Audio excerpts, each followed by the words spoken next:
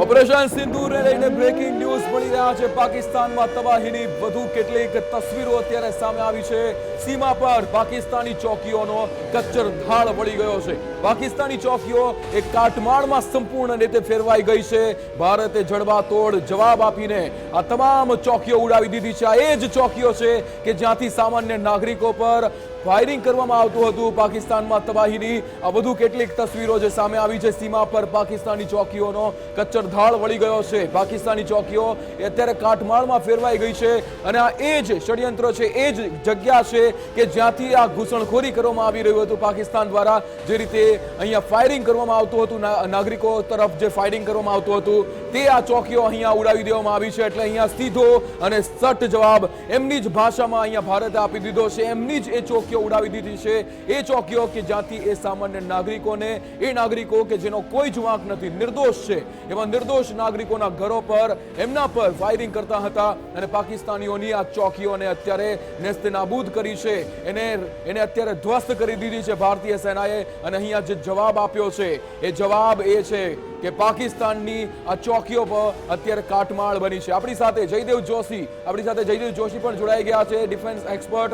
જયદેવજી, અત્યારે સૌથી પહેલો સવાલ તો આપને એ કરવા માંગીશ કે અહીંયા ઘણી બધી જે અત્યારે જે માહિતી સામે આવી રહી છે, એક સાથે અનેક માહિતી લોકો સુધી પહોંચી રહી છે। ગઈકાલ રાતના 8 વાગ્યાથી લઈને અત્યાર સુધી અનેક હુમલાઓ થયા। પાકિસ્તાનના હુમલાઓને આપણે એક હુમલાને આપણે નિષ્ફળ બનાવ્યા છે।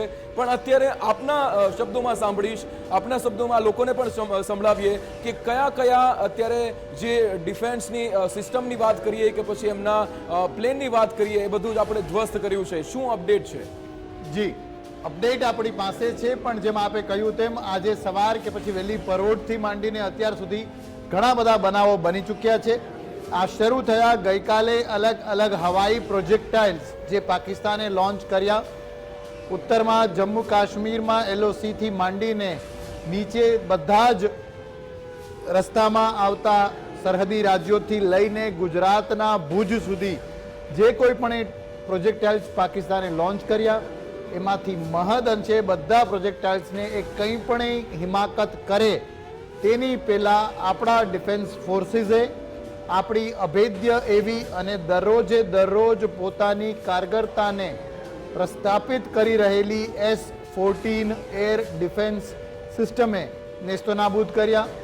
આપણે ત્યાં માત્ર ના અટકતા એર સુપિરિયોરિટી હાંસલ કરવા માટે, એટલે કે વધારે ને વધારે આપણી જ આકાશમાં આપણી જ સુપિરિયોરિટી રહે, આપણી સર્વોપરિતા રહે, તેના માટે આપણે આપણા એરફોર્સ દ્વારા પણ, આપણી મિસાઇલો દ્વારા પણ ફ્લાઇટ્સ, સોર્ટીઝ અને મિસાઇલો લોન્ચ કરી, જેનું ખૂબ જ ઘાતક કહી શકાય અને ખૂબ જ મારક મજબૂતાઈવાળી ક્ષમતા સાથે પાકિસ્તાનના શહેરો, એ શહેરોમાં ખાસ કરીને નાગરિક થાણાઓ નહીં, માત્ર ને માત્ર મિલિટરી અને મિલિટરીની સાથે સંબંધી, શાસનને સંબંધી થાણાઓને આપણે અટેક કર્યા। આ અટેકને લઈને એ પછી અલગ અલગ જગ્યાએ આપણે આપણી એરફોર્સ અને નેવીને પણ એક્ટિવેટ કરી। તો આ મુખ્ય અમુક બાબતો હતી। આ સિવાય સરકારે પણ ઘણા બધા નિર્ણયો લીધા છે, જેમાં આપાતકાલીન રૂલ્સ અને રેગ્યુલેશન્સની અંતર્ગત ખરીદી કરી શકાશે, જેના કારણે દરેક રાજ્ય સરકારના અલગ અલગ વિભાગો જેમ કે આરોગ્ય, ગૃહ, અર્થતંત્ર અને એ બધા જે છે તે વધુ સારી અને સુચારુ રીતે આ આપાતકાલની સ્થિતિમાં સારું કામ કરી નાગરિકોની સિક્યોરિટી અને સુખાકારીનું ધ્યાન રાખી શકશે। બિલકુલ જયદેવજી, અહીંયા એક ઇમ્પોર્ટન્ટ સવાલ તમે પૂછવા માંગીશ અને ઇમ્પોર્ટન્ટ એટલા માટે છે કારણ કે એક રમૂજી કહી શકાય એક એવો ખ્વાજા આસિફનો એક વિડીયો હમણાં થોડીક વાર પહેલાં જ આપણે ટીવી પર બતાવ્યો હતો કે જ્યાં એ એવું કહી રહ્યા છે કે ડ્રોન અટેક જે ભારતે કર્યા હતા એનો પ્રતિકાર અમે એટલા માટે જ નથી કર્યો કારણ કે અમારી લોકેશન ટ્રેસ ના થઈ જાય, એટલા માટે એમણે એ પ્રતિકાર ન કર્યો, એમણે રિએક્ટ ના કર્યો એના પર। આવો જવાબ આપે છે ત્યાંના ડિફેન્સ મિનિસ્ટર। ચોક્કસપણે આપ જેમ કહો છો તેમાં હાસ્યાસ્પદ જ વાત છે કે અટેકનો જવાબ એટલા માટે ના આપવો કે અમારી લોકેશન્સનો ખ્યાલ ના આવી જાય। એ તો એટલું જ કહેવું હાસ્યાસ્પદ કહેવાય કે અમે માર ખાતા રહીશું, ભારત અમારા પર અટેક કરતું રહેશે, તેમ છતાં અમે એટલા માટે રિસ્પોન્ડ નહીં કરીએ કે આનાથી અમારી લોકેશનનો ખ્યાલ આવી જશે। કદાચ એવું બની શકે કે લોકેશનનો ખ્યાલ ભલે આવી જાય, પણ એ લોકેશનો એવી હશે કે જ્યાંથી પાકિસ્તાની સૈન્ય ભાગી ગયું હશે. આ વાતને આપણે એ બનાવ સાથે પણ જોડીએ જે ગઈકાલે આપણને સૂત્રોના આધારે માહિતી મળી હતી તે કે બલુચિસ્તાન લિબરેશન આર્મી પોતાના હિતોને આગળ વધારવા માટે અલગ અલગ પાકિસ્તાનના થાણાઓ પર જ્યારે અટેક કરી રહી હતી, પોલીસ ચોકીઓ પર અટેક કરી રહી હતી, ડિફેન્સના પિકેટ પોઈન્ટ્સ પર અટેક કરી રહી હતી, ત્યારે એ પોઈન્ટ્સ ઉપર અટેક કરે, ચોકીઓ પર અટેક કરે તેની પહેલા ત્યાંથી લોકો ભગેડા થઈને ભાગી ગયા હતા. એટલે આ પ્રમાણે લોકેશનનો ખ્યાલ આવવો એટલે ખાલી ખમ નાસીપાસ થયેલ, ભગોળા થયેલ લોકેશનોના ખ્યાલ આવી જવાથી ડરતા અને પોતાનું એક્સપોઝ ના થઈ જાય તેનાથી ડરવાના કારણે કદાચ આ પ્રકારનું હાસ્યાસ્પદ બયાન આપ્યું હોય. બિલકુલ બિલકુલ. જયદેવભાઈ, એક સવાલ જે રીતે તમે BLA નું અહીંયા ઉલ્લેખ કર્યો છે એટલે મારે પૂછવો છે કે અહીંયા પાકિસ્તાને ગમે એટલા બણગા ફૂંકતું હોય એટલે પાકિસ્તાનના 2 કટકા તો થયા છે. BLA જે છે એણે બલુચિસ્તાન જે પોતાનું જે છે પોતાની હકની જે જમીન હતી એ પાછી મેળવવા માટે એણે જે મહેનત કરી, કારણ કે એક બાજુ જ્યારે અત્યાચાર કરવામાં આવ્યો પાકિસ્તાન તરફથી, ત્યારબાદ હવે જ્યારે બલુચિસ્તાન લિબરેશન આર્મી એ સામે આવી છે અને જે પાકિસ્તાનની સૈન્ય પર જે અટેક કરી રહી છે, ત્યારે હવે એક ત્યાં પણ અહીંયા વાત કરવામાં આવી કે UNO તરફ એમણે જે માંગ કરી છે કે અમારો અલગથી દેશ હોવો જોઈએ. એટલે શું એવું માની શકીએ કે પાકિસ્તાનના 2 કટકા તો થયા? દેખીતી રીતે તો પાકિસ્તાનના ઘણા બધા કટકા થઈ રહ્યા છે, કારણ કે અંદર ને અંદરનો વિખવાદ જે છે એ પાકિસ્તાનને કોરી ખાશે. વિખવાદને ત્યાં સુધી વધે તેવી સંભાવનાઓ અત્યારે આપણે જોઈ રહ્યા છીએ કે આ વિખવાદ, આ અંદરનો વિદ્રોહ એ એક ગૃહયુદ્ધ પણ બનાવી દે તેવી સ્થિતિ અત્યારે લાગી રહી છે. બલુચિસ્તાન લિબરેશન આર્મી દ્વારા કરાવવામાં આવતા આ બધા અટેક્સ અને તેનું ભારત દ્વારા કરવામાં આવતા અટેક સાથે સંયોગિક રીતે એક જ સમયે થતું જોવું એ પાકિસ્તાન માટે ડબલ ટ્રબલ છે. એક સાથે ડબલ અટેક પાકિસ્તાન ઉપર થઈ રહ્યો હોય તેવી સ્થિતિ છે.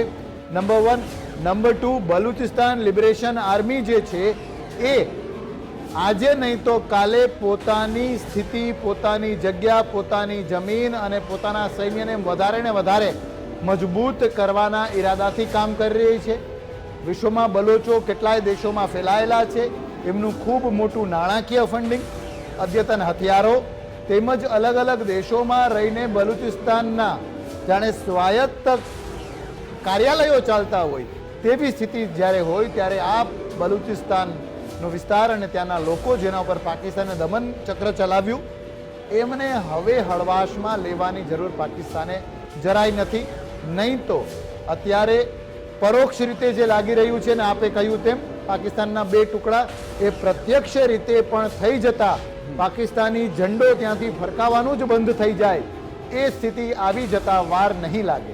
બિલકુલ બિલકુલ. જયદેવભાઈ, અહીંયા એક બીજી વાત પણ કહેવી પૂછવી છે આપને કે અહીંયા જે રીતે આપણે વાત કરી રહ્યા છીએ, આ અટેકની વાત કરી રહ્યા છીએ, બીજી બાજુ જે રીતે આપણી જે ઇન્ડિયન આર્મી છે જે રીતે અત્યારે લોકોને બચાવવા માટે, લોકોને સજા કરવા માટે જે મોક ડ્રીલ કરી રહી છે એનો ફાયદો ક્યાંક ને ક્યાંક લોકોને થઈ રહ્યો છે, કારણ કે ગઈકાલે જે રીતે શ્રીનગરથી લઈને ગુજરાત સુધી જે ડ્રોન્સ ઉડાવવામાં આવ્યા હતા અને ડ્રોન્સનો સામનો જે રીતે ભારતીય સેનાએ કર્યો, અહીંયા આપણી જે ડિફેન્સ જે સિસ્ટમ છે એના પણ વખાણ કરવા રહ્યા. અને બીજી બાજુ જે રીતે ચાઇનાએ જે માલ પહોંચાડ્યો છે પાકિસ્તાનની અંદર જે કોઈ જ રીતે કામ નથી આવી રહ્યો, તો શું અહીંયા એના જ મિત્ર રાષ્ટ્રએ એને છેતરી લીધું છે એવું કહી શકાય?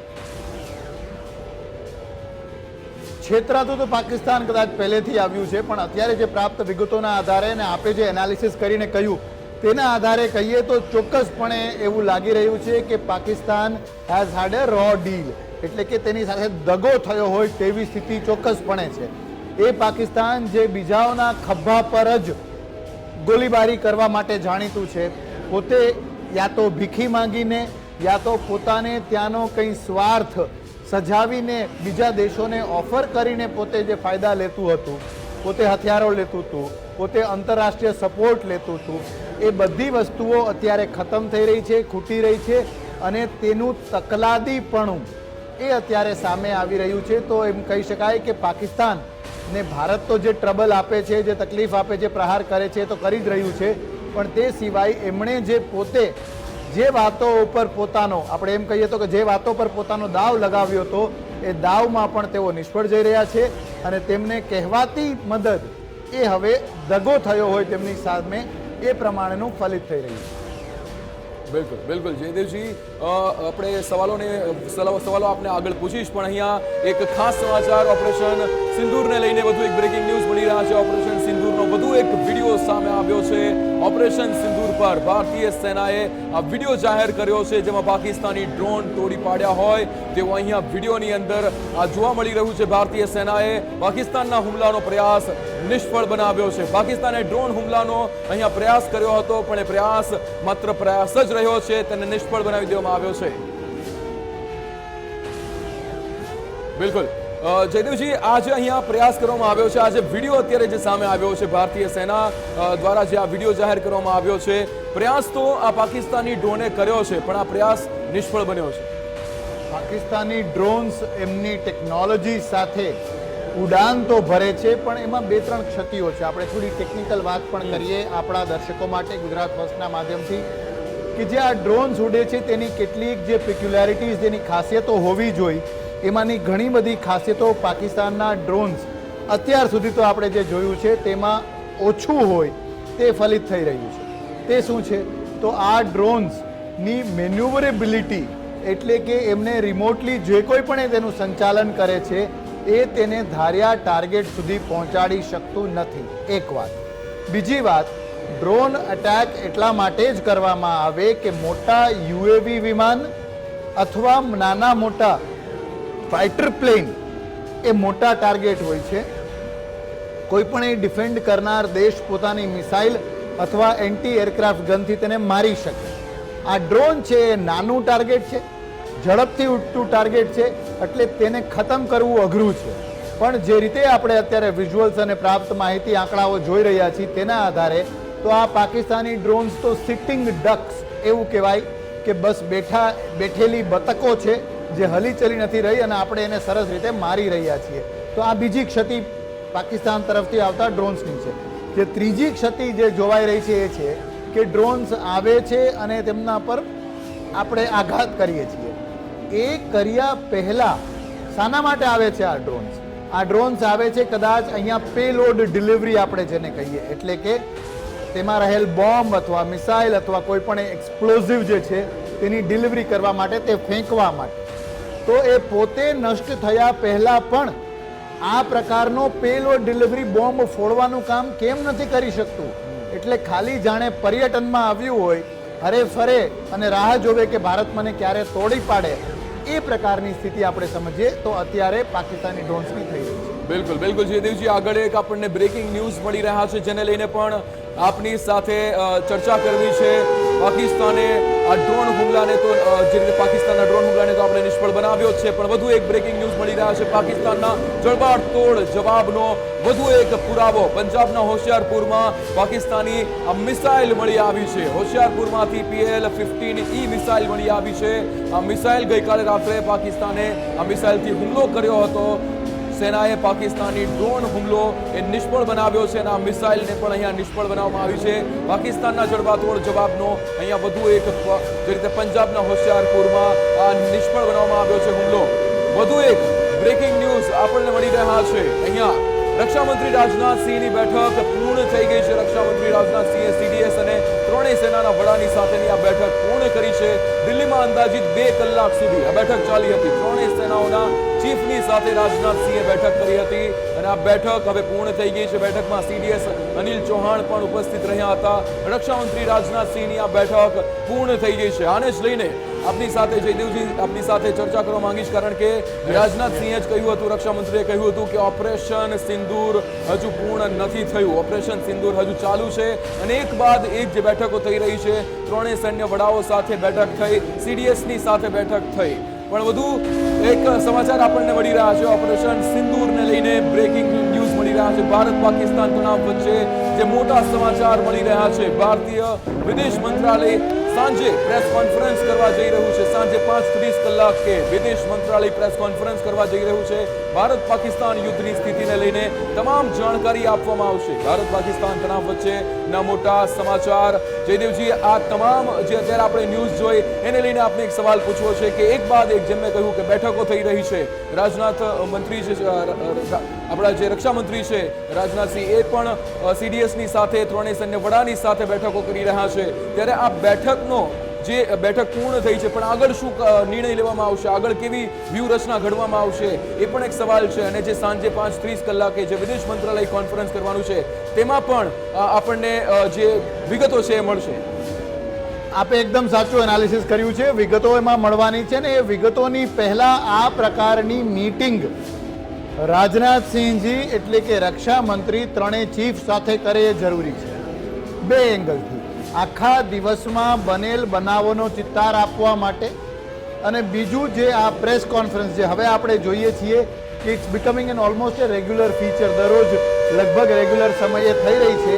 તો આ પ્રેસ કોન્ફરન્સમાં બિલકુલ જયદેવજી, એક બ્રેકિંગ લઈ લઈએ છીએ. સરહદી જિલ્લાઓમાં શિક્ષકોને હેડક્વાર્ટર જે રીતે વર્તમાન સ્થિતિને લઈને જિલ્લા કક્ષાએ જે વહીવટી તંત્ર દ્વારા નિર્ણય લેવામાં આવ્યો છે, આરોગ્ય, પોલીસ, મહેસૂલ બાદ શિક્ષકોને રજા નથી આપવામાં આવી. સરહદી જિલ્લામાં શિક્ષકોને પણ જિલ્લા હેડક્વાર્ટર ન છોડવાની સૂચના આપવામાં આવી છે. સરહદી જિલ્લાઓમાં શિક્ષકોને હેડક્વાર્ટર પર હાજર રહેવા સૂચના અપાઈ છે. વર્તમાન સ્થિતિને ધ્યાનમાં રાખીને આ નિર્ણય જિલ્લા કક્ષાએ લેવામાં આવ્યો છે. આરોગ્ય, પોલીસ અને મહેસૂલ બાદ હવે શિક્ષકોની પણ રજાઓ કેન્સલ કરવામાં આવી છે, રદ કરવામાં આવી છે. સરહદી જિલ્લાઓમાં જેટલા પણ શિક્ષકો છે એમને હેડક્વાર્ટર ન છોડવા સૂચના આપવામાં આવી છે. આપણી સાથે નિકુંજ જાની જોડાઈ ગયા છે. નિકુંજ, જે રીતે અહીંયા હવે શિક્ષકોની પણ રજાઓ રદ કરવામાં આવી છે, આરોગ્ય, પોલીસ અને મહેસૂલ બાદ શિક્ષકોની રજા કેન્સલ કરવામાં આવી. શિક્ષકો છે તેમને હેડક્વાર્ટર ન છોડવા માટેની સૂચના આપવામાં આવી છે. વર્તમાન પરિસ્થિતિને મહત્વનું છે કે આરોગ્ય, પોલીસ અને મહેસૂલ બાદ હવે સરહદી જિલ્લાઓના જે શિક્ષકો છે તેમના માટે પણ આ રજાઓ કેન્સલ કરવાનો મહત્વનો નિર્ણય લેવાયો છે, જેમાં સરહદી જિલ્લાના શિક્ષકોને જિલ્લા હેડક્વાર્ટર ન છોડવાની સૂચના છે. સ્વાભાવિક છે, અત્યારે વેકેશન ચાલી રહ્યું છે, પરંતુ તેઓ જો રજા પર હોય અથવા તો પોતાના હેડક્વાર્ટરથી દૂર હોય, જે સરહદી જિલ્લાઓ સાથે જોડાયેલા શિક્ષકો છે, તે પોતાના જિલ્લાની અંદર પોતાના હેડક્વાર્ટરની અંદર હાજર રહેવા માટેની અથવા તો હાજર થવા માટેની સૂચના અપાઈ છે. અને જ્યાં સુધી અન્ય સૂચના ન આપવામાં આવે ત્યાં સુધી તેમને હેડક્વાર્ટર ન છોડવાની પણ સૂચના અપાઈ છે. બિલકુલ નિકુંજ, સમગ્ર માહિતી સાથે જોડાવા બદલ આપનો આભાર. વધુ એક બ્રેકિંગ ન્યૂઝ મળી રહ્યા છે. ઓપરેશન સિંદૂરને લઈને જેસલમેરમાં સાંજે 5 વાગ્યાથી બજારો બંધ કરી દેવાનો નિર્દેશ આપવામાં આવ્યો છે. સાંજે 6 વાગ્યાથી સવારના 6 વાગ્યા સુધી જેસલમેરમાં બ્લેકઆઉટ રહેશે. બ્લેકઆઉટ દરમિયાન જેસલમેરમાં તમામ પ્રકારના વાહનો પર રોક લગાવી દેવામાં આવ્યો છે. જેસલમેરમાં સાંજે 5 વાગ્યાથી બજારો એ બંધ કરવાનો નિર્દેશ અહીંયા આપી દેવામાં આવ્યો છે. સાંજે 6 વાગ્યાથી સવારના 6 વાગ્યા સુધી બ્લેકઆઉટ જેસલમેરની અંદર રહેશે. બ્લેકઆઉટ દરમિયાન જેસલમેરમાં આ તમામ જે બજારો બંધ કરવાનો નિર્ણય લેવામાં આવ્યો છે. જયદેવજી, આપણી વાત જે ચાલી રહી હતી કે અહીંયા જે રક્ષામંત્રી દ્વારા જે બેઠકો કરવામાં આવી છે અને સાંજે 5:30 કલાકે આપણને ઇન્ફોર્મેશન મળશે, એ સટીક અને સાચી માહિતી મળશે. યસ, આપણે એ પ્રેસ કોન્ફરન્સની જ વાત કરતા હતા અને એમાં આપણને માહિતી મળશે. ભારત એવું રાષ્ટ્ર અને ભારતની સેના એ પ્રકારની સેના કે જે કોઈ ખોટા અને મોટા વિધાનો નથી કરતી, ખોટા સ્ટેટમેન્ટ્સ કે ખોટા બણગા નથી ફૂંકતી. જે ગ્રાઉન્ડ પર થયું હોય તેનો ચિતાર આપણે આ પ્રેસ કોન્ફરન્સમાં આપી રહ્યા છીએ, તે આપણે જોયું. અને અગાઉ આપે એક પ્રશ્ન પૂછ્યો હતો તેના જ કન્ટિન્યુએશનમાં કે આ પ્રેસ કોન્ફરન્સની પહેલાં રક્ષામંત્રીજી દ્વારા ત્રણેય સેનાના ચીફનું બ્રીફિંગ અને રિપોર્ટિંગ લેવું એટલા માટે જરૂરી છે કે આ પ્રેસ કોન્ફરન્સના માધ્યમથી ન તો માત્ર ભારતીય સૈન્ય, એ સૈન્યમાં કાર્યરત લોકોના પરિવારો પણ ઘણી માહિતી લેવાના છે, જેમને ઘણી ચિંતા હશે. આપણે એ પણ કહેવું જરૂરી છે કે જ્યારે સૈનિકો લડી રહ્યા છે મોરચે, ત્યારે આપણે જરા એ થોટ આપીએ આપણા એ સૈનિકોના પરિવારજનો માટે પણ કે જેમને આના વિશેની ચિંતા હોય, તો તેમને અને વિશ્વ આખાને આ પ્રેસ કોન્ફરન્સમાં ઘણી માહિતીઓ મળે.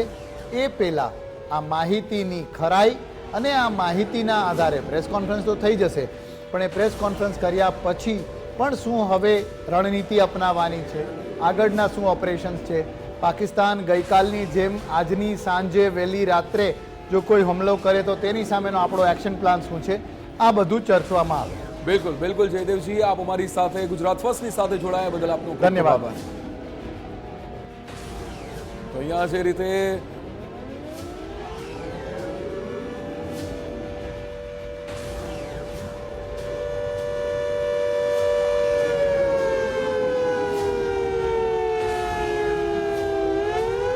અહીંયા પાકિસ્તાન દ્વારા જે પ્રહારો કરવામાં આવે છે, પ્રહારોને એક બાદ એક ભારતીય સેના નિષ્ફળ બનાવી રહી છે. એવી ચોકીઓને ટાર્ગેટ કરવામાં આવી કે જે ચોકીઓ પરથી ત્યાંથી ફાયરિંગ થતું હતું તેને અહીંયા નિષ્ફળ બનાવવામાં આવી. એ પ્રહારોને તો નિષ્ફળ બનાવવામાં આવ્યા જ, પણ સાથે જ વધુ એક બ્રેકિંગ. મોહાલીમાં તમામ થિયેટર્સ અને મોલ સાથે જે રીતે ચંદીગઢમાં સાંજે 7 વાગ્યાથી તમામ બજારો એ બંધ કરવાનો નિર્ણય લેવામાં આવ્યો છે. મોહાલીમાં તમામ થિયેટર્સ, મોલ એ સાંજે 7 વાગ્યાથી બંધ રહેશે. ચંદીગઢમાં સાંજે 7 વાગ્યાથી તમામ બજારો અહીંયા બંધ કરવાનો નિર્ણય લેવામાં આવ્યો છે. મોલની અંદર થિયેટર્સ અને મોલને 7 વાગે બંધ કરવાનો નિર્ણય ચંદીગઢમાં સાંજે 7 વાગ્યાથી તમામ બજારો બંધ રહેશે. એટલે એક બાદ એક અહીંયા જે આ પરિસ્થિતિ ઊભી થઈ રહી છે, જે રીતે મોલને બંધ કરવામાં આવે છે, બ્લેકઆઉટના નિર્ણયો લેવામાં આવે છે, એ ક્યાંક ને ક્યાંક એ તૈયારીને દર્શાવે છે કે આપણે કોઈ પણ પ્રકારનું એવું રિસ્ક ન લઈ શકીએ. આ એક તકેદારીના ભાગરૂપે છે. અહીંયા જે આમ નાગરિક છે તેની સુરક્ષાને લઈને આ નિર્ણયો લેવામાં આવી રહ્યા છે. ચંદીગઢની અંદર 7 વાગ્યાથી તમામ બજારોને બંધ કરવાનો નિર્ણય લેવામાં આવ્યો છે. થિયેટર્સ અને મોલને અહીંયા બંધ કરવાનો નિર્ણય લેવામાં આવ્યો છે. ચંદીગઢમાં સાંજે 7 વાગ્યાથી તમામ બજારો બંધ કરવાનો નિર્ણય લેવામાં આવ્યો છે. તો જે રીતે અગાઉ પણ આપણે વાત કરી હતી કે જે રીતે આ તમામ બજારો બંધ કરવાનો થિયેટર્સને બંધ કરવાનો નિર્ણય હોય એટલા માટે જ થઈ રહ્યો છે, કારણ કે તકેદારીના ભાગરૂપે આમ નાગરિકને, સામાન્ય પબ્લિકને, જનતાને કોઈ તકલીફ ન પહોંચે એટલા માટે જ આ નિર્ણયો લેવામાં આવી રહ્યા છે. મોહાલીમાં પણ બિલકુલ વધુ એક બ્રેકિંગ ન્યૂઝ મળી રહ્યા છે, જેમાં વાત કરવામાં આવે ઓપરેશન સિંદૂરને લઈને અપડેટ મળી રહ્યા છે. જેમાં વાત કરીએ તો કેન્દ્રીય આરોગ્ય મંત્રી જેપી નડ્ડાએ એક બેઠક બોલાવી છે. દેશભરમાં સ્વાસ્થ્ય સુવિધાઓની સમીક્ષા કરવામાં આવશે. તેને લઈને જેપી નડ્ડા દ્વારા બેઠક બોલાવવામાં આવી છે. આરોગ્ય મંત્રાલયના વરિષ્ઠ અધિકારીઓની સાથે બેઠકમાં હાજર રહ્યા હતા. હોસ્પિટલોમાં ઉપલબ્ધ સુવિધાઓની સમીક્ષા કરવામાં આવી છે. કેન્દ્રીય આરોગ્ય મંત્રી જેપી નડ્ડાએ આ બેઠક બોલાવી છે. એટલે કે તમામ સ્વાસ્થ્ય સુવિધાઓની સમીક્ષા કરવામાં આવશે. હોસ્પિટલની અંદર એ સ્વાસ્થ્ય સુવિધાઓને લઈને ચકાસણી કરવામાં આવશે, તેને લઈને સમીક્ષા કરવામાં આવશે. અને અહીંયા આ બેઠક એટલા માટે જ યોજાઈ છે કે હોસ્પિટલમાં એ તમામ સુવિધાઓ ઉપલબ્ધ હોય કે જેની આપણને ઇમરજન્સીની અંદર જરૂર પડી શકે છે. કેન્દ્રીય આરોગ્ય મંત્રી જેપી નડ્ડા દ્વારા આ બેઠક બોલાવવામાં આવી છે. દેશભરની અંદર સ્વાસ્થ્ય સુવિધાઓની ચકાસણી કરવામાં આવશે. સ્વાસ્થ્ય સુવિધાઓને લઈને આ બેઠક યોજવામાં આવી છે, જેમાં હોસ્પિટલોમાં આ તમામ સુવિધાઓ ઉપલબ્ધ હોય તેની સમીક્ષા કરવામાં આવી છે. વધુ એક બ્રેકિંગ ન્યૂઝ મળી રહ્યા છે. ઓપરેશન સિંદૂરને લઈને સરહદ પર તણાવ અંગે રાષ્ટ્રીય સ્વયંસેવક સંઘનું નિવેદન સામે આવ્યું છે. ઓપરેશન સિંદૂર અંગે સેના સરકારને અભિનંદન પાઠવ્યા છે. પાકિસ્તાની સેના દ્વારા કરવામાં આવતા હુમલાની નિંદા પણ કરી હતી. સરહદ પર ધાર્મિક સ્થળ, નાગરિક વસાહત પર હુમલા થયા છે તેવું અહીંયા આરએસએસ દ્વારા જે રીતે હુમલાના પીડિતોને, પરિવારોને સંવેદના પણ વ્યક્ત કરી હતી. સરહદ પર તણાવ અંગે રાષ્ટ્રીય સ્વયંસેવક સંઘ આરએસએસનું જે નિવેદન સામે આવ્યું છે, સરકારને અભિનંદન આપ્યા છે, સેનાને અભિનંદન આપ્યા છે. પાકિસ્તાની સેના દ્વારા જે હુમલા કરવામાં આવ્યા છે તેની સખત શબ્દોમાં નિંદા કરી છે. વધુ એક બ્રેકિંગ ન્યૂઝ મળી રહ્યા છે. ઓપરેશન સિંદૂરને લઈને ગત રાત્રે પાકિસ્તાને કરેલી ગુસ્તાખી પર મોટો ખુલાસો થયો છે. પાકિસ્તાને એક સાથે 500 થી વધુ ડ્રોન મોકલ્યા હતા. 500 થી વધુ ડ્રોન, સ્વામ ડ્રોન કે જેના દ્વારા હુમલાની કોશિશ કરવામાં આવી. 500 થી વધુ સ્વામ ડ્રોન જે મોકલવામાં આવ્યા હતા અને એક પણ ડ્રોન એ ભારતની સીમાની, ભારતની પવિત્ર ધરતી પર પડ્યો નથી. અહીંયા ભારતે પાકિસ્તાનના તમામ પ્રયાસોને નિષ્ફળ બનાવી દીધા છે. ભારતની મજબૂત એર ડિફેન્સ સિસ્ટમે જે રીતે અહીંયા આ તમામ હુમલાઓને નિષ્ફળ બનાવ્યા છે. ગત રાત્રે પાકિસ્તાને કરેલી એક ગુસ્તાખી કે જેને નિષ્ફળ બનાવી હતી. આપણી સાથે ન્યૂઝરૂમથી વિકાસ જોડાઈ ગયા છે. વિકાસ, જે રીતે માહિતી મળી રહી છે, 500 ડ્રોન પાકિસ્તાને મોકલ્યા અને એક પણ ડ્રોન ભારતની આ પવિત્ર જમીન પર નથી પડ્યો. આકાશમાં જ તેને ધ્વસ્ત કરી દેવામાં આવ્યો. બિલકુલ, પાકિસ્તાને ઘણા પ્રયત્નો કર્યા કે આપણી એર ડિફેન્સ સિસ્ટમને નુકસાન પહોંચાડી શકે, તેને તબાહ કરી શકે, પરંતુ એના એ તમામ નાપાક મનસૂબા કામયાબ થયા નથી. પાકિસ્તાને સ્વોર્મ એટેકનો પ્રયત્ન કર્યો હતો. સ્વોર્મ એટેક એટલે કે એક સાથે ડઝનબંધ ડ્રોનનો સમૂહ આવે છે, એ પ્રચંડ ડ્રોન આવે છે અને પછી એ સીધું જ એર ડિફેન્સ સિસ્ટમને તબાહ કરવાનો પ્રયત્ન કરે છે અને સ્વોર્મ એટેક કહેવામાં આવે છે. ઘણા બધા ડ્રોનનો તેમાં સમાવેશ થતો હોય છે, જે શ્રેણીબંધ વિસ્ફોટ થતા હોય છે. અને પાકિસ્તાનનો પ્રયત્ન એ હતો કે ભારતની એર ડિફેન્સ સિસ્ટમને એને નુકસાન પહોંચાડે, પરંતુ એમાં એ લોકોને નાકામયાબી મળી છે. ગમે એટલા પ્રયત્નો કર્યા, ગમે એટલા એ લોકો ઊંધા પડી જાય, પરંતુ આપણી એર ડિફેન્સ સિસ્ટમ એટલી મજબૂત છે, આપણે પાકિસ્તાન કરતાં એટલા આગળ છે, એટલા સક્ષમ છે, એટલા મજબૂત છીએ કે ગમે એવી ટેકનિક કેમ ન અપનાવે, પરંતુ હંમેશા એમને કારમી હાર મળે છે. અને હવે ફરી એકવાર આવું થયું છે.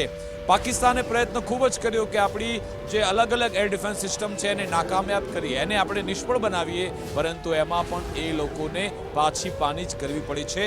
સ્વોર્મ એટેક હોય કે પછી તેની આવાક સિસ્ટમ હોય, એ તમામ સતત નિષ્ફળ જઈ રહી છે. ઘણા બધા એ લોકોએ પ્રયત્નો કર્યા, પરંતુ એ લોકોના હાથે ફક્ત અને ફક્ત નિષ્ફળતા જ લાગી રહી છે અને એના કારણે જ પાકિસ્તાન સતત છંછેડાઈ રહ્યું છે.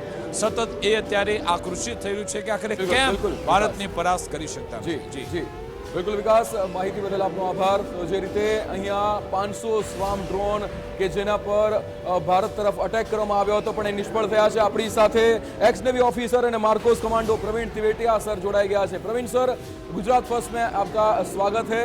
सबसे पहले सर यही पूछना चाहूंगा कि ये जो एक बाद एक जो पाकिस्तान भारत पे अटैक करता जा रहा है और सभी जो प्रयास जो है किए गए हैं या अटैक के जो प्रयास किए गए हैं वो भारत ने यहाँ पे उन सभी प्रयास को निष्फल बनाया है और सभी जो स्वाम ड्रोन का हमला हो, स्वाम ड्रोन से किया गया हमला हो या फिर बिल्कुल तिवेटिया सर हमारे साथ जुड़ेंगे. पर અત્યારે આપણે વાત કરીએ પાકિસ્તાનના આ સ્વામ ડ્રોનની જે રીતે હુમલાની આ કોશિશ કરવામાં આવી હતી તેને प्रवीण तिवेटिया सर हमारे साथ जुड़ चुके हैं. प्रवीण सर, सबसे पहले जैसे मैं आपको पूछना चाहूंगा कि ये पाकिस्तान यहाँ पे जो एक बाद एक जो अटैक कर रहा है भारत की तरफ और भारत यहाँ पे जो एक बाद एक उन सभी अटैक को जो ये निष्फल बना रहा है और पाकिस्तान की कोई भी ऐसी सिस्टम नहीं है, पाकिस्तान की ऐसी कोई भी डिफेंस सिस्टम काम नहीं आ रही है जो उसके मित्र राष्ट्र यानी कि चाइना ने जो दी थी, चाइना के पास से जो उन्होंने ऐसे भीख मांग के जो डिफेंस सिस्टम ली थी या फिर उनके जो जितने भी फाइटर जेट्स लिए थे वो कोई भी काम नहीं आ रहे पाकिस्तान के लिए.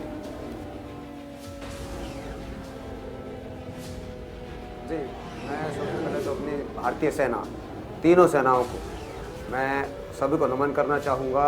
उनका बहुत बहुत धन्यवाद, क्योंकि उन्हीं की वजह से आज हमारा पूरा देश शांति से और बेहतर तरीके से काम कर पा रहा है. हर एक व्यक्ति यहाँ पर सांस ले पा रहा है और बिना किसी डर के आज भी बेहतरीन काम हम लोग कर रहे हैं.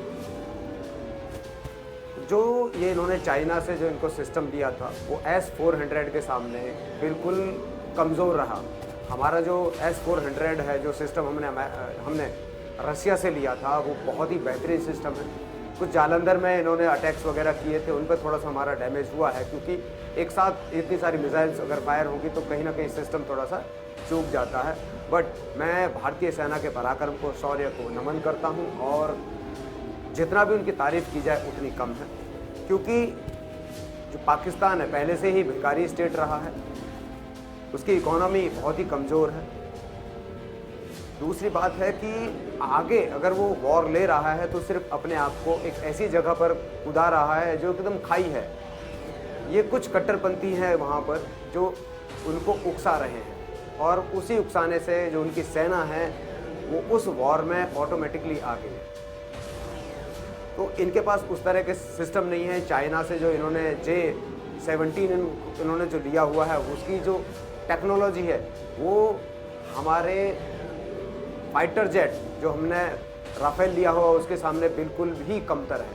हमारा जो राफेल है वो कई गुना उससे ताकतवर है और हमारे जो सिस्टम्स हैं जो हमने लिए हुए हैं वो बहुत ही उन्नत किस्म के हैं. तो इसमें मैं कहूँगा कि पाकिस्तान का बहुत ज़्यादा डैमेज हुआ है और इसी तरह से हमारी जो सेना है वो उसको अंदर घुस के मारेगी. बिल्कुल बिल्कुल प्रवीण सर, जैसे आपने बताया कि पाकिस्तान को अंदर घुसकर हमारी इंडियन आर्मी जो अभी मार ही रही है, मतलब कि ये हमले हमारी तरफ से जो सक्सेसफुल हो ही रहे हैं, बट ये भी है कि पाकिस्तान मानने नहीं वाला. पाकिस्तान कभी ये मानता नहीं कि हमारे ऊपर हमला हुआ है.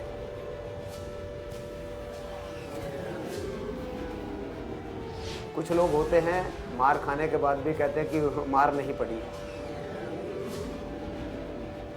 तो यहाँ पर पाकिस्तान एक ऐसी कंट्री है जो पिछले 70 साल से सिर्फ और सिर्फ भिखारी की तरह जिया है. पहले वो अमेरिका की झोली में पड़ा हुआ था, उसके बाद वो चाइना की झोली में पड़ा हुआ है.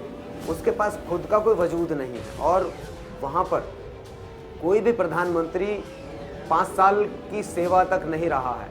कोई भी सरकार वहाँ पर 5 साल तक नहीं रही है. वहाँ पर डोमिनेशन सिर्फ और सिर्फ सेना का रहा है.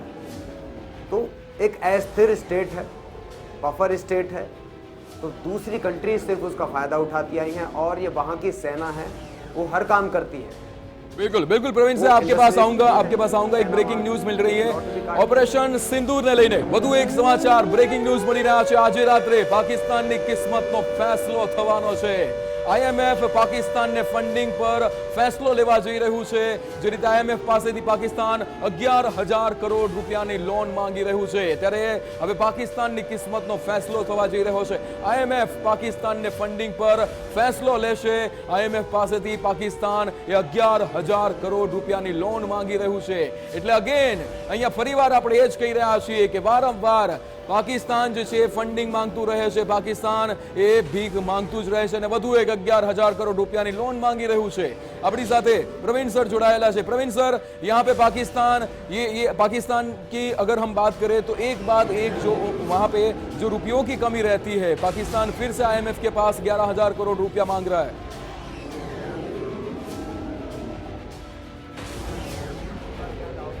उनके पास खुद कुछ नहीं है तो मुझे नहीं लगता कि आईएमएफ उनको कुछ भी देने वाला है क्योंकि उनके पास कुछ भी दाव पर लगाने के लिए नहीं है और ना ही वहाँ पे कोई रिसोर्सेज है वहाँ पर कोई इंडस्ट्री नहीं है कि आप उसको करके कुछ दे सकते हो पूरी की पूरी कमान जो है वहाँ सेना के हाथ में है सेना के हाथ में होने की वजह से वहाँ पर आज तक कोई डेवलपमेंट नहीं हुआ है वहाँ पर एजुकेशन का स्तर बिल्कुल ज़ीरो है वहाँ पर डेवलपमेंट के नाम पर कुछ नहीं है सिर्फ और सिर्फ वहाँ पे गरीबी है बहुत ज़्यादा वो गरीबी से लड़ने की जगह सिर्फ और सिर्फ भारत से लड़ते रहे और इस बार जो हमारे यशस्वी और ओजस्वी प्रधानमंत्री हैं मोदी जी उन्होंने इनको सही से सबक सिखाने की ठानी है और इसमें हमारी जो भारतीय सेना है पूरा साथ दे रही है और हमारी जो जनता है वो एकजुट है चाहे वो विपक्षी दल है चाहे वो कोई भी है वो आज एकजुट है और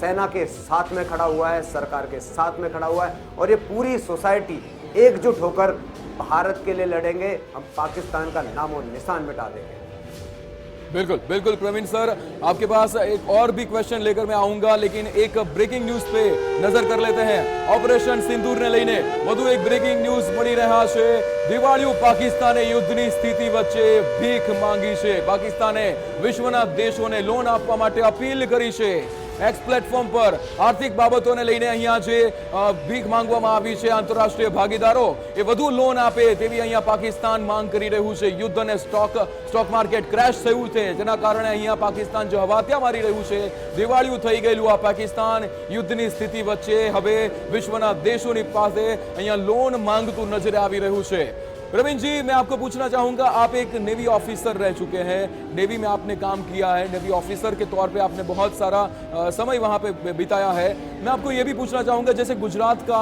ये जो दरियाई सीमा है गुजरात के लोगों को कोई ऐसी बातों का मतलब कि ध्यान रखना चाहिए या फिर आप नेवी ऑफिसर हैं तो आपने ऐसी बहुत सारी लड़ाइयाँ देखी होगी तो क्या तैयारियां रहती है नेवी ऑफिसर के तौर पर आपकी देखिए मैंने गुजरात में काफ़ी समय गुजारा है सर क्रीक में मैं पेट्रोलिंग करके आया हूँ और एज ए मरीन कमांडो मैं 2611 का पार्ट भी था और वहाँ पर भी मैंने अपना शौर्य दिखाया था और वहाँ पर 185 लोगों की मैंने जान बचाई थी और उसके लिए मुझे भारत सरकार से शौर्य चक्र प्रदान किया गया था तो गुजरात में जो कोस्टल एरिया है उसके ऊपर हमको बहुत ज़्यादा ध्यान रखने की ज़रूरत है पूरे एरिया में जो कोस्टल एरिया है वहाँ पर पेट्रोलिंग हमको बहुत ज़्यादा करनी चाहिए और वहाँ पर मरीन कमांडोज ऑलरेडी डिप्लॉय हो चुके हैं कोस्ट गार्ड ऑलरेडी डिप्लॉय है इसके अलावा नेवी वहाँ पे बेहतरीन पेट्रोलिंग कर रही है मैं कहूँगा कि जितने भी मछुआरों की बोट है उनको हमको चेक करना चाहिए मछुआरे जो भी सी में जा रहे हैं उनको हमको रजिस्टर्ड करके ही भेजना चाहिए जो वापस आ रहे हैं उनका रजिस्ट्रेशन देखना चाहिए कि ये वही बंदे हैं कि नहीं क्योंकि उस तरह से होगा कि छुपकर भी आतंकवादी और उनकी सेना कोस्टल एरिया में आ सकती है तो जितना भी कोस्टल एरिया में गांव हैं शहर हैं उनको अलर्ट मोड पर रखना चाहिए और वहाँ पर जो हमारा जो रूल रेगुलेशंस के लिए जो हमने गुजरात पुलिस है और गुजरात पुलिस के जो कमांडोज हैं चेतक वो भी बहुत बेहतरीन काम करते हैं और उनको भी हमेशा अलर्ट मोड पर डाल देना चाहिए कोई भी हरकत होती है कुछ भी है ताकि वहाँ पर सेना सेम टाइम उस जगह पर पहुँच जाए और उन आतंकवादियों को और उनकी सेना को मुंह तोड़ जवाब हम दे सकें बिल्कुल बिल्कुल प्रवीण सर जैसे आपके साथ हम इसके अलावा जो बॉर्डर है बिल्कुल कंटिन्यू सर कंटिन्यू जो बॉर्डर है वहाँ पर हमारा जो S-400 है उसको डिप्लॉय करना चाहिए। इसके अलावा जो हमारी एयर डिफेंस सिस्टम वहाँ पर है उसको एक्टिव कर देना चाहिए। जैसे हमारा नलिया है, भुज है और हमारा जो जामनगर एयरबेस है वहाँ पर हमारे सुखोई वगैरह जितने भी हैं उनको हमेशा फ्लाइंग के लिए काम करना चाहिए। और वहाँ पर नेवी के भी बहुत अच्छे अच्छे बेसिस हैं, वहाँ पर हमको अलर्ट मोड और हमेशा एक्टिव मोड में काम करने के लिए हमको खुली छूट उनको देनी चाहिए। बिल्कुल बिल्कुल। प्रवीण सर, एक बात ये भी पूछना चाहूँगा, जैसे कि हमारी तीनों, वैसे तो हमारी तीनों जो फौज है, हमारी जल दल या फिर हमारी आयु आर्मी की बात करें तो ये तीनों हमारी आर्मी वैसे तो सक्षम है पाकिस्तान को मतलब कि ध्वस्त करने के लिए। एक ये सवाल मैं आपको पूछूंगा, लेकिन हमारे बीच अभी एक जो ब्रेकिंग न्यूज मिल रही है, हमारे ऑपरेशन सिंदूर के ऊपर बलोच आर्मीए પાકિસ્તાની સૈનિકો પર હુમલો કર્યો છે। બલોચ આર્મીએ પાકિસ્તાનના 14 સૈનિકોને ઠાર માર્યા છે। બલોચ આર્મી કે જેણે પાકિસ્તાની સૈનિકો પર હુમલો કર્યો છે, 14 એ આતંકવાદી સૈનિકોને મારી નાખ્યા છે। પાકિસ્તાનના 14 સૈનિકોને માર્યા છે। આપણી સાથે ન્યૂઝ રૂમથી વિકાસ જોડાઈ ગયા છે। વિકાસ, બલોચ આર્મીએ 14 પાકિસ્તાની સૈનિકોને ઠાર માર્યા છે।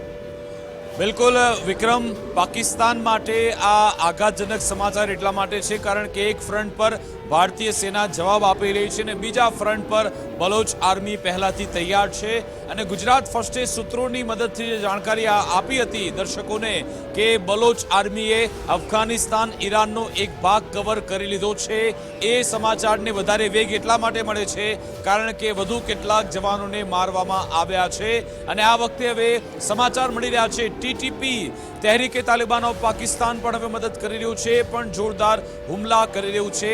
આપણે જણાવી દઉં કે પાકિસ્તાનનો 45% ભાગ, ક્ષેત્રફળનો 45% ભાગ બલુચિસ્તાનમાં છે, પરંતુ પાકિસ્તાને હંમેશાથી બલુચિસ્તાન પર ત્યાં અત્યાચાર કર્યા, દમન ગુજાર્યા, શોષણ કર્યું અને એટલા માટે જ બીએલએ આ બલુચિસ્તાનને સ્વતંત્ર કરાવવા માંગે છે। અને આ સમયની રાહ જોઈને બેઠું હતું બીએલએ આર્મીના જવાનો, એમના લડાકુ। અને હવે સમાચાર છે, પહેલા આપણે જોયું હતું કે આ લોકોએ ટ્રેન પણ એમની અપહરણ તેનું હાઇજેક કર્યું હતું। એ લોકો આ દિવસ રાત ગમે ત્યારે પાકિસ્તાની સેનાના અધિકારીઓનું અપહરણ પણ કરી લે છે। અને હવે સમાચાર છે એક સાથે ઘણા બધા પાકિસ્તાની સૈનિકો પણ આ બલોચ આર્મીમાં અંદર ફસાઈ ગયા છે, એમની જાળમાં ફસાઈ ગયા છે।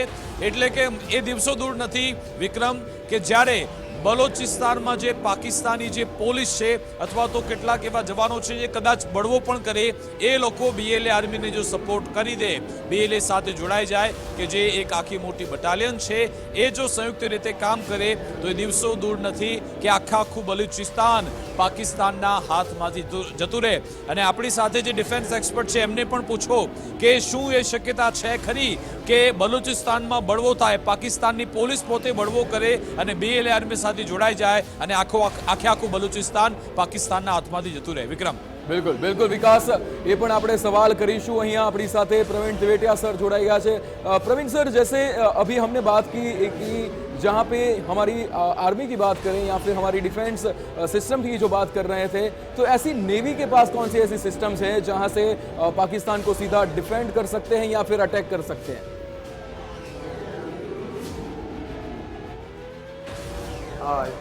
नेवी के पास खुद के वॉरशिप हैं। हमारे पास में राजपूत क्लास है जो डिस्ट्रॉयर है। इसके अलावा हमारे पास में एक और डिस्ट्रॉयर क्लास है जो कि दिल्ली, मुंबई, मैसूर है। तबर क्लास है, फ्रिगेट है, हमारे पास में अच्छे फ्रिगेट हैं। इसके अलावा हमारे पास 2 एयरक्राफ्ट करियर हैं, सबमरीन्स हैं, न्यूक्लियर ड्राइव सबमरीन्स हैं जहाँ से हम अटैक कर सकते हैं और वो कैपेबल हैं समुद्री सीमाओं में पाकिस्तान को रोकने के लिए और कराची हार्बर को कैप्चर करने के लिए हमारी नेवी कैपेबल है। तो जितने भी हमारे वॉरशिप हैं वो जो उनकी स्ट्रेंथ है, जो उनकी कैपेबिलिटी है, वो पाकिस्तानी नेवी से कहीं ज़्यादा कैपेबल है। पाकिस्तान के पास सिर्फ और सिर्फ 30,000 सैनिक हैं, नौसैनिक हैं, और नेवी के पास 70,000 से ज़्यादा नौसैनिक हैं। और हमारे जो वॉरशिप हैं उनसे कहीं ज़्यादा उन्नत और उनसे कहीं ज़्यादा स्ट्रेंथ में हैं। तो नेवी जैसे पिछली बार 1971 में नेवी का बहुत बड़ा रोल रहा था पाकिस्तान को ध्वस्त करने में, पाकिस्तान को नाक के जो कहते हैं ना लोहे के चने चबाने में नेवी का बहुत बड़ा हाथ रहा था। इस बार भी मैं कहूँगा कि नेवी बहुत ज़्यादा पावरफुल है। अभी तक पिछले 50 सालों में नेवी का कोई भाग वॉर में नहीं रहा है, लेकिन मैं कहूँगा कि इस बार अगर नेवी को उतारा जाएगा तो नेवी पूरे एरिया को क्लियर करती जाएगी। प्लस हमारे पास में एम्फीबियस शिप हैं जो कि टैंक वगैरह को लेकर जाकर शोर पर उतार सकते हैं। प्लस हमारे जो मरीन कमांडोज हैं वो वर्ल्ड नंबर 1 हैं, जो कि किसी भी जगह पर जाकर ऑपरेशन करने में कैपेबल हैं। तो वहाँ पर पाकिस्तान की नेवी को निस्तो नाबूद करने के लिए, ध्वस्त करने के लिए हमारे पास में काफ़ी इनफ स्ट्रेंथ है। तो मैं कहूँगा कि अगर नेवी इस वॉर में उतरती है तो समझ लीजिए कि पाकिस्तान का कराची और उससे ग्वादर जो पोर्ट है वो पूरी तरह से तबाह हो जाएगा। जो इकोनॉमी उनकी आया और जा रही है, जो एक्सपोर्ट इम्पोर्ट है पानी के रास्ते से, वो पूरा का पूरा ठप हो जाएगा, रुक जाएगा। तो उनकी ऑलरेडी कमर टूट जाएगी। तो नेवी का बहुत बड़ा हिस्सा है, बहुत बड़ा पार्ट है, जो कि हम अगर उसको एक्टिवेट कर देते हैं तो मैं कहूँगा कि पाकिस्तान ऑटोमेटिकली घुटने टेक देगा। बिल्कुल। और जैसे ये जब भी ये पहलगाम अटैक हुआ था, इसके बाद जब भी ये आशंका व्यक्त की जा रही थी, तब ये भी हुआ था, ये भी सामने आया था कि नेवी की तरफ से ये अटैक हो सकता है। जी, कैपेबिलिटी और स्ट्रेंथ में हमारी नेवी वर्ल्ड के कुछ चुनिंदा कंट्रीज में आती है। तो अगर हम वॉरशिप अगर पाकिस्तान के इंटरनेशनल वाटर में भी खड़े करके अगर फायर करते हैं मिसाइल, तो हम लोग कराची हार्बर को वहीं से डिस्ट्रॉय कर सकते हैं। इतनी कैपेबल हमारी नेवी है। प्लस ब्रह्मोस मिसाइल हमारी जो शिप में डिप्लॉय है वो बहुत ज़्यादा बेहतरीन है। प्लस जो विक्रमादित्य है और विक्रांत है, अगर उनको वॉर में अगर उतारते हैं, उनके जो एयरक्राफ्ट करियर हैं दोनों के दोनों फाइटर जेट्स विग हैं, अगर मैं कहूँगा कि पूरा का पूरा पाकिस्तान ऑटोमेटिकली घुटने पर टिक जाएगा। उनकी कमर को तोड़ने में नेवी अकेले ही कैपेबल है। बिल्कुल बिल्कुल। प्रवीण जी, आप हमारे साथ जुड़े हैं तो मैं ये भी पूछना चाहूँ,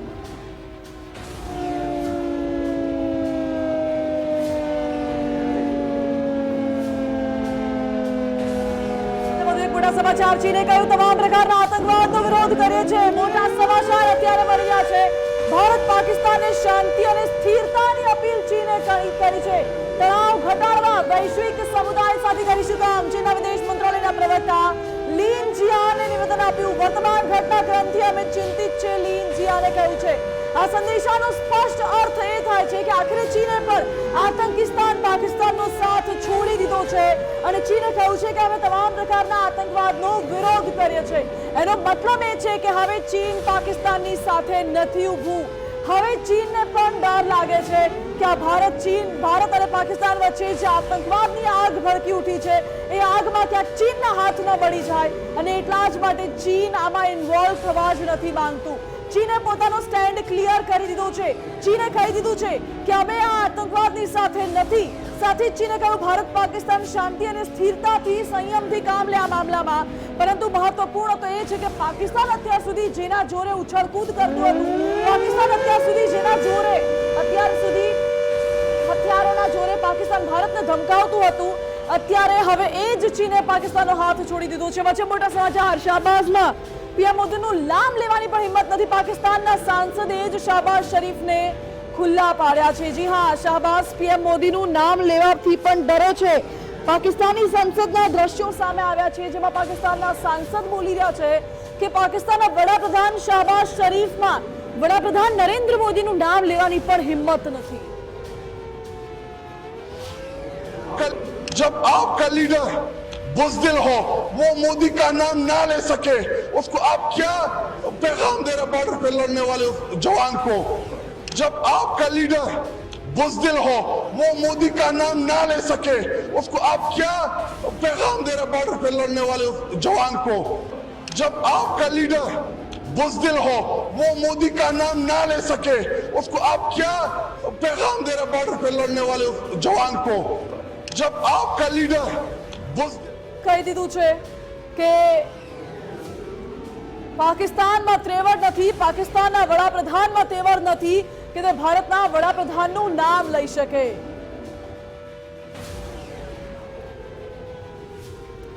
અને આજ સાથે हमारी साथ एक्स आर्मी मैन जोड़ाई गया है प्रवीण तोगड़िया। प्रवीण जी, स्वागत है आपका। आपके साथ अभी मैं जुड़ गई हूँ मानसी सोनी।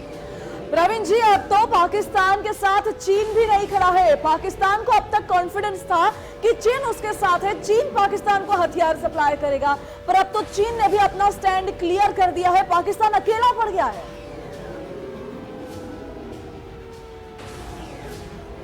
एक्चुअली क्या है, चीन अपना स्टैंड देखेगा। यहाँ पर जो चीन है उसका इंटरेस्ट सिर्फ और सिर्फ बिजनेस में है, उसका और किसी में इंटरेस्ट नहीं है। और जो चाइना है उसका व्यापार इंडिया के साथ में बहुत बड़ा है। वो कभी नहीं चाहेगा कि वो इंडिया से दुश्मनी करे। अगर चाइना पाकिस्तान के साथ में जाता है तो ऑटोमेटिकली हमारे व्यापारिक संबंध जो हैं चीन के साथ में वो बिगड़ेंगे। तो इस वजह से वो पहले ही अपना स्टैंड क्लियर करना चाहता है ताकि भारत और चीन के जो रिश्ते हैं, व्यापारिक रिश्ते हैं, वो खराब ना हो। वो वेपन दे सकता है लेकिन वो अपनी सहमति कभी नहीं देगा, क्योंकि पाकिस्तान बहुत पहले से ही, स्टार्टिंग से 1948 से ही उसने सिर्फ और सिर्फ आतंकवाद ही दिया है पूरे विश्व को। इसके अलावा पाकिस्तान ने कुछ नहीं दिया है। जीरो प्रोडक्टिविटी है पाकिस्तान की, जीरो कंट्रीब्यूशन है वर्ल्ड में पाकिस्तान का। सिर्फ और सिर्फ आतंकवाद और आतंकवाद ही पाकिस्तान में जन्म लिया है और आतंकवाद ही उसने पूरी दुनिया को परोस कर दिया है थाली में। तो मैं कहूँगा कि कोई भी कंट्री उसके साथ खड़ी नहीं होगी। सऊदी भी खड़ा नहीं होगा, मिडिल ईस्ट भी खड़े नहीं होंगे, कोई उसके साथ खड़ा नहीं होगा, क्योंकि वो जो कंट्री है वो पहले से ही गलत है, क्योंकि वो लोग इंसानियत के खिलाफ हैं और सिर्फ उनको कश्मीर के मुद्दे को भुनाना रहा है और कश्मीर पे कब्जा करने की हमेशा कोशिश रही है। बलूचिस्तान पर उन्होंने कब्जा किया। आज देखिए बलूचिस्त जो लोग हैं उन्होंने उसका विरोध किया और उन्होंने अपनी सेना बनाई है और आज वो पाकिस्तान के जो सैनिक हैं, उनके जो सिपाही हैं, उनको मार रहे हैं। और सेम उन्होंने कश्मीर में करना शुरू किया। तो कश्मीर उन्होंने आधा जो था हमारा कब्जा लिया। मैं कहूँगा कि ये बिल्कुल सही समय है कि हम इधर से लाहौर और रावलपिंडी को ले लें, कराची को हम कब्जा कर लें और पूरा का पूरा कश्मीर का जो मुद्दा पिछले 70-80 साल से हमें डस रहा है वो एक साथ ही क्लियर हो जाए। और मुझे पता है कि जिस तरह से मोदी जी ने 370 हटाकर बहुत सारी समस्याओं को हल कर दिया था और ये जो चल रहा है हमारा, ये भी एक समस्या का हल है। जब तक हम कश्मीर की समस्या का हल नहीं ढूंढेंगे, स्थायी समस्या का जो हल है यही है कि वहाँ पर हम पूरा इंडिया कब्जा करें और इसके अलावा जो पाकिस्तान का एरिया है उस पर भी हम कब्जा कर लें और उसको एक टेबल पर लेकर आएँ और कहें कि हम तब आपको छोड़ेंगे जब आप अपने सारे न्यूक्लियर वेपन हमें दे दोगे। और आपको न्यूक्लियर स्टेट का जो दर्जा लिया हुआ है आपने, भीख में आपने जो न्यूक्लियर वेपन चाइना से लेकर यहाँ पे आपने रखे हुए हैं, उनको आपको त्यागना होगा, छोड़ना होगा। और ये अकेले इंडिया का काम नहीं है, पूरे विश्व को हमारे साथ आना होगा। और ऐसी कंट्री में न्यूक्लियर वेपन रखना पूरे विश्व के लिए घातक है, खतरनाक है। जी बिल्कुल, पूरे विश्व के लिए घातक है। प्रवीण जी आप जुड़े रहिए, हमारे साथ एक बड़ी ब्रेकिंग आ रही है અને આવા જે મોટા સમાચાર અત્યારે મળી રહ્યા છે ગુજરાત ફર્સ્ટની સ્ક્રીન ઉપર। અત્યાર સુધીના સૌથી મોટા સમાચાર, ભારતની જવાબી કાર્યવાહીથી પાકિસ્તાનમાં ફફડાટ ફેલાયો છે અને પાકિસ્તાનના પીએમ શહબાઝ શરીફ પણ ફફડી ઉઠ્યા છે અને વડાપ્રધાન નરેન્દ્ર મોદીનું નામ લેવાથી પણ ડરી રહ્યા છે। આ સાથે જ પાકિસ્તાની સંસદની અંદર પાકિસ્તાનના સાંસદ અગાઉ રડ્યા પણ હતા અને આ વખતે પાકિસ્તાનના સાંસદે મોટો ખુલાસો કર્યો છે કે પાકિસ્તાનના વડાપ્રધાન નરેન્દ્ર મોદીનું નામ લેવાથી પણ ફફડી રહ્યા છે। એટલે આ જ દર્શાવે છે કે પાકિસ્તાન કેટલું ફફડી ઉઠ્યું છે, પાકિસ્તાની સરકાર ભારતથી કેટલી ડરે છે, પાકિસ્તાનમાં ભારતનો કેટલો ખૌફ છે એ દર્શાવે છે।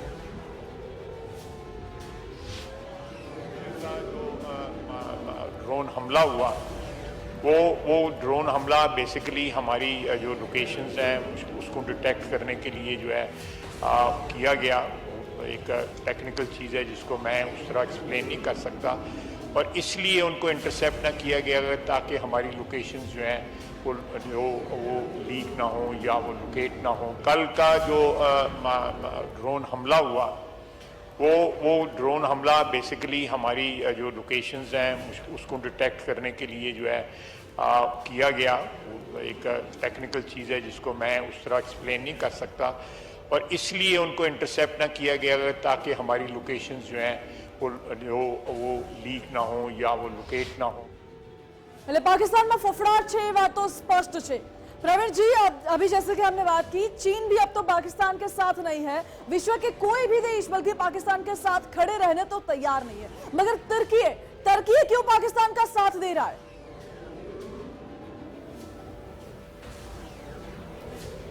टर्की का खुद का इंटरेस्ट है, उसके पास में ड्रोन है, उसके पास वेपन है, वो पाकिस्तान को बेचना चाहता है, वो खुद का इंटरेस्ट है, बिजनेस इंटरेस्ट है उसका। और टर्की और पाकिस्तान पुराने मित्र रहे हैं और अभी भी वो मित्रता की वजह से आप सप्लाई कर रहा है। इसके साथ साथ टर्की ने अपने कुछ जंगी जहाज भी कराची हार्बर पे तैनात किए हैं।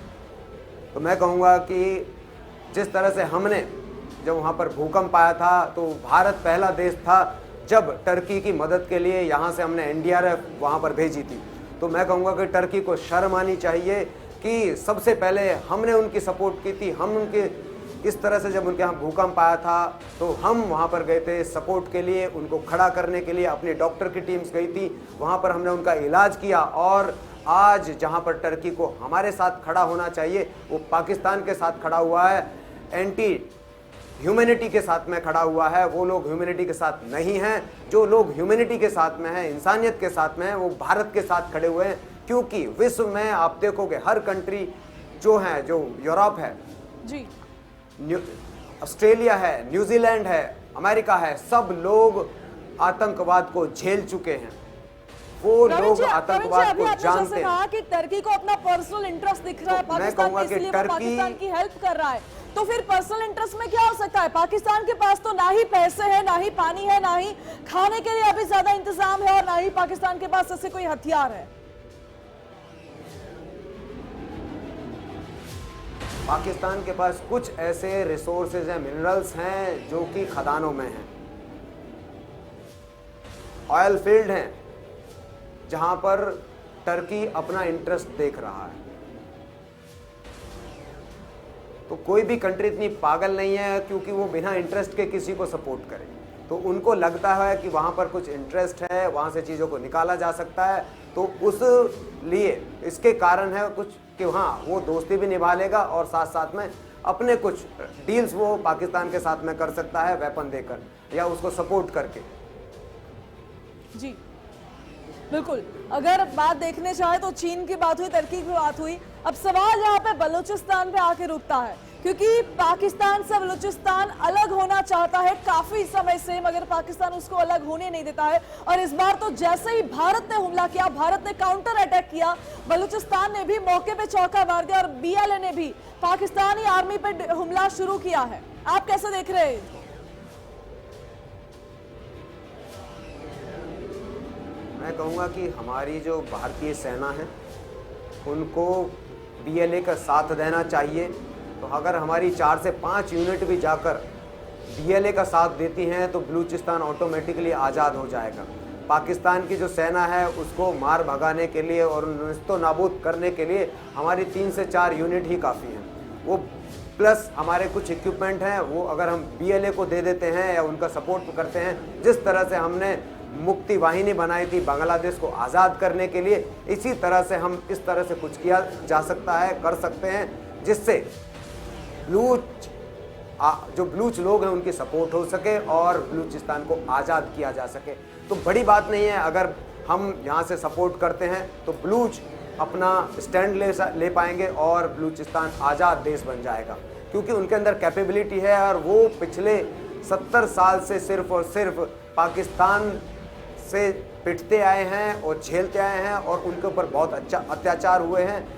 बहुत आर्मी, जो पाकिस्तानी आर्मी है वहाँ पर उन्होंने बहुत ज़्यादा अत्याचार किया है, लोगों के ऊपर अत्याचार किया है और वहाँ के जो रिसोर्सेज हैं, मिनरल्स हैं, उनको वहाँ से निकाला है।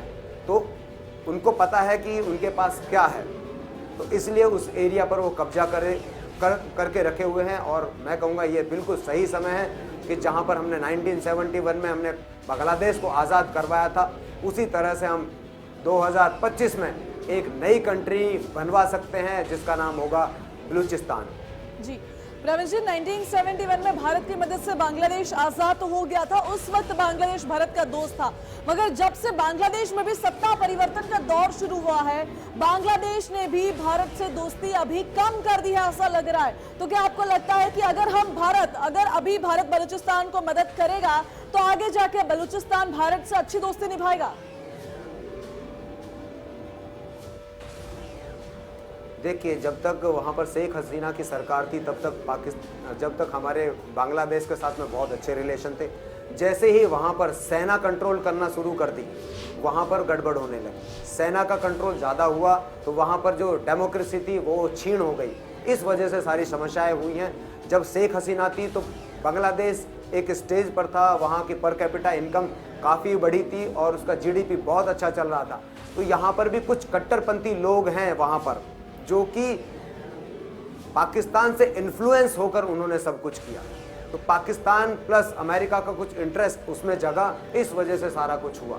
लेकिन अगर हम चाहें तो बांग्लादेश को फिर से हम लोग कब्जा कर सकते हैं, बांग्लादेश को अपना एक पार्ट बना सकते हैं अगर भारतीय सेना चाहे तो।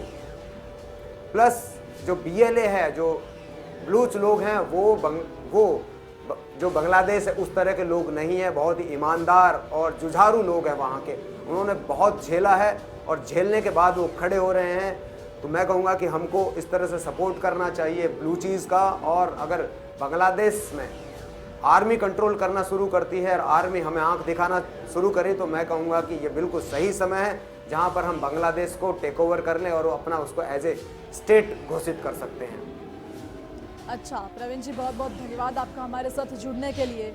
ઇલેક્સ આર્મીમેન હતા પ્રવીણ ટેવટિયા, જેમનું માનવું છે કે જો આર્મીના સપોર્ટથી, આર્મીની મહેનતથી અત્યારે સાચો સમય છે કે આપણે બાંગ્લાદેશ પર કબજો કરી શકીએ છીએ। અને જો આપણી આર્મીની થોડીક ટુકડીઓ પણ બલુચિસ્તાન સાથે લડવા જાય છે તો પાકિસ્તાની આર્મી આપણી સામે જરાય ટકી શકે એવી પરિસ્થિતિમાં નથી અને બલુચિસ્તાન એક અલગ દેશ પણ બની શકે છે। અને જો ભારત ધારે તો બલુચિસ્તાનને ભારતમાં સામેલ પણ કરી શકે છે, અથવા તો આગળ જતા બલુચિસ્તાન ભારતનો સારો મિત્ર દેશ પણ બની શકે છે અગર ભારત તેને મદદ કરે છે પાકિસ્તાન સાથે અલગ થવામાં। આ બધા જ પાસાઓ અત્યારે વિચારવા જરૂરી છે, કારણ કે ભારત પાકિસ્તાન વચ્ચેનું સંઘર્ષ આ બધા જ આસપાસના પાસાઓ સાથે જોડાયેલું છે, સંકળાયેલું છે। એટલા જ માટે આ પાસાઓ પર પણ અત્યારે વાત